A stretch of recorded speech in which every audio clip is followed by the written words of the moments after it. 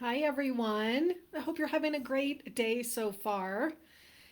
We're finally getting some snow in Jackson, Wyoming, where I live. So it's good to see that winter is here. I am excited to talk to you today about your thyroid and sleep. And I know that probably many of you have thyroid issues, possibly even Hashimoto's or Graves' disease, the autoimmune forms of thyroid disease. And this is really relevant to me because I just found out that I have Hashimoto's, which is autoimmune thyroid. And honestly, this is the first time that I am telling people about this. But I just got my thyroid test results back, and they show that I have antibodies against my thyroid, which means that my body is attacking my thyroid gland, which means autoimmunity. And honestly, I'm not shocked. I've had hypothyroid symptoms for years now, really, ever since spent 6 months in Asia. In 2008, I went to Nepal and India for the winter for 6 months. And I noticed that a lot of my symptoms, while very minor, started developing then. And I found out that I had a parasite that I most likely got when I was there. So some of my symptoms are I'm cold when everyone else isn't. So, for example, I wear a sweater in my house while my husband and my son are wearing short sleeves. I can't lose weight even if I eliminate foods and restrict calories, which I don't believe in restricting calories, but I have tried that. I have dry skin, I have thin eyebrows, and all of these things started after I came back from that trip. And many of my female clients also have Hashimoto's. And it's not surprising because it is the most common autoimmune disease in the United States, probably in the Western world. So, I want to tell you a little bit about how the thyroid works because honestly, our many doctors don't really understand this. And so, a lot of thyroid issues go undiagnosed. I'm going to talk about the problem with standard thyroid test and why your test results might show that they are normal, but you still have all these symptoms. So obviously things aren't normal. And I'm going to talk about tests you can do to find out specifically what's going on. And I'm going to talk about what causes these thyroid disorders because a lot of what causes thyroid disorders also causes sleep issues. So it's not surprising that I have Hashimoto's now, and I've also dealt with sleep issues for a long time. And so you'll see why these are connected. So let's talk about how the thyroid works. So the thyroid is actually controlled by the pituitary gland. So the pituitary gland releases thyroid stimulating hormone, or TSH, whenever thyroid hormones get too low. Then the thyroid, in response to that TSH, produces T4 and T3. It generally produces 90% T4 and 10% T3. And then your body has to convert T4 into T3 to use it throughout the body. And this conversion happens primarily in the liver and the gut. So it's really important for those things to be healthy for your thyroid hormones to be doing what they're supposed to do. And there are thyroid receptors in every single organ and every single part of your body. That's how important it is. And what the thyroid does is it works like a thermostat in our house. And so when the thermostat makes the right amount of thyroid hormones, then the temperature is just right. But let's say that your thyroid is overactive, which is called hyperthyroidism. That means it's making too much T4 and T3. It's like having a thermostat that is set too high, causing the house to overheat. And this is definitely going to cause insomnia because you're too energized when you have too much of this hormone. Now, what if your thermostat isn't active enough and it's set on low? Then your house is going to get cold. And that's called hypothyroidism. And one sign of hypothyroidism is poor quality sleep and feeling sluggish and tired all the time, and cold, even when other people aren't. So many people get their thyroid tested by their doctor and they're told they're fine, even though they don't feel fine.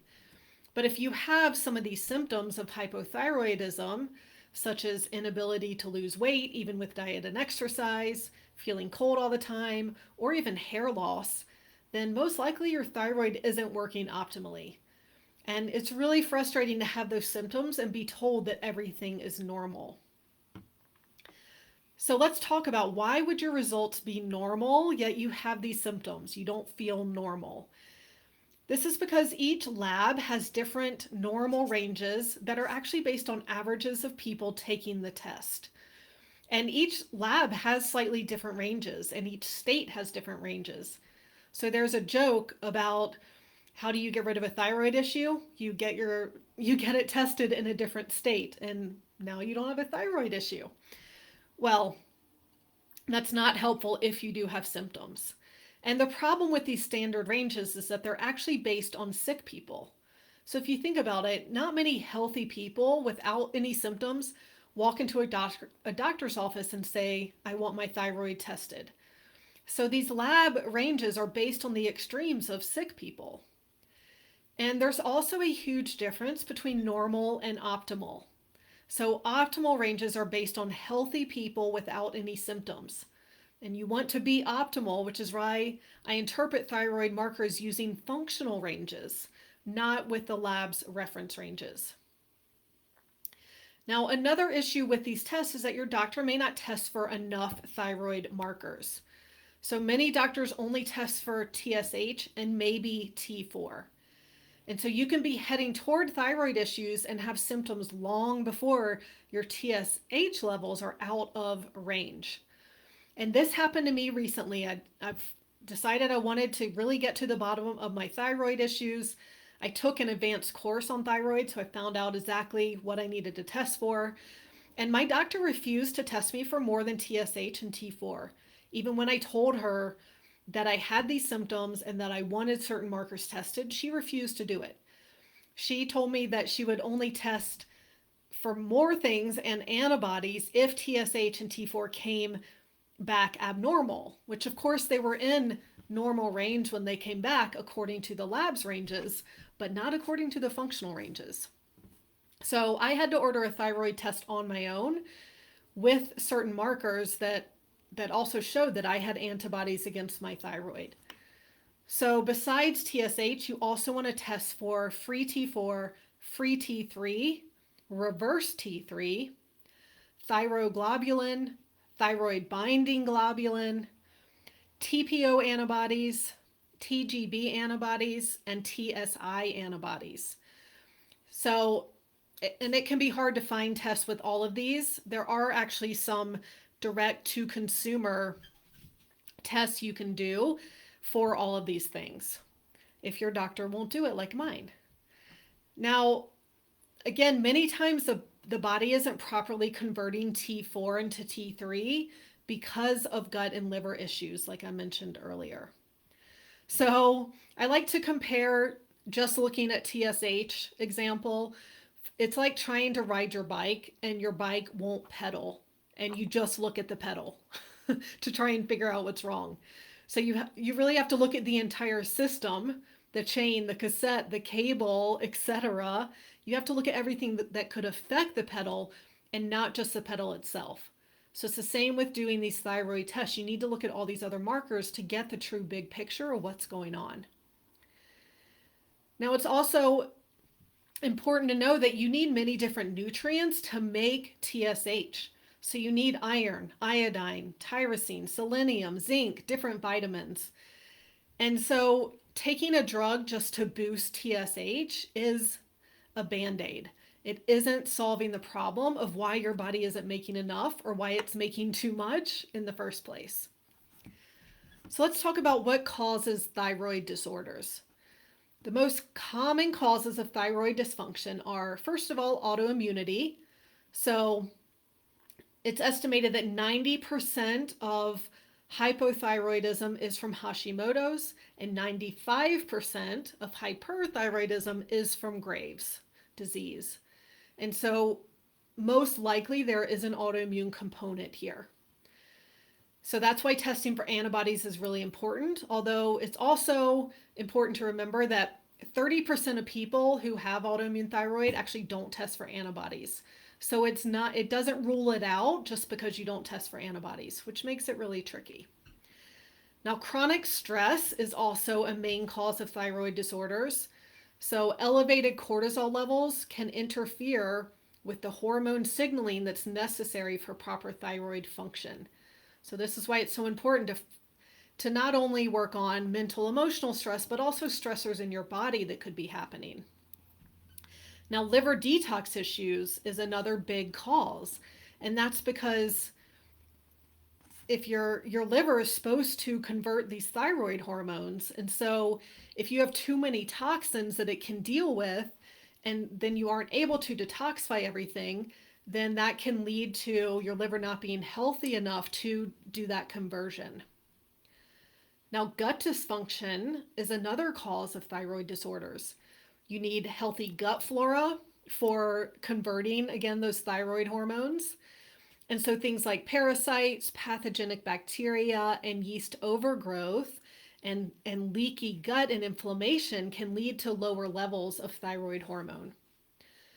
And the last main cause is gluten. So gluten is a common trigger for thyroid autoimmunity, even if you aren't technically sensitive to gluten. But gluten sensitivity is more common than you might realize, and it often goes undetected if you aren't doing the right kinds of tests.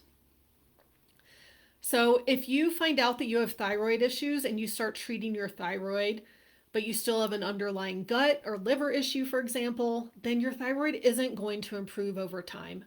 It's like being in a leaky boat and continuing to bail out the water, but the water's just going to keep pouring in. You have to fix the leak to permanently repair the boat. And so if you don't address issues that are contributing to your thyroid problems, then you're not going to get better. So if you have thyroid and sleep issues, then there are things going on in your body that is causing this.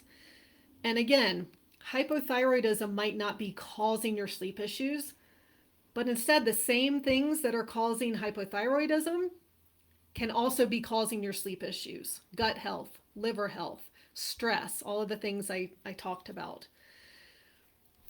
And so I know that so many people, women especially, get their thyroid tested. They're told that everything is normal. And if that's you, then get in touch with me. We can talk about more comprehensive testing to figure out why you aren't sleeping and what's truly going on with your thyroid. If you're not sleeping, your body is telling you that something is wrong, and it could be many different things. That's why I look at all of these factors: thyroid, hormones, gut health, liver health, and more, to really get to the root cause of why you aren't sleeping. If you're ready to find out what's keeping you awake at night, book a free consultation with me. You'll discover why you can't sleep, even though you've tried all the things, and I'll tell you how you can fix it so you can get the sleep you need.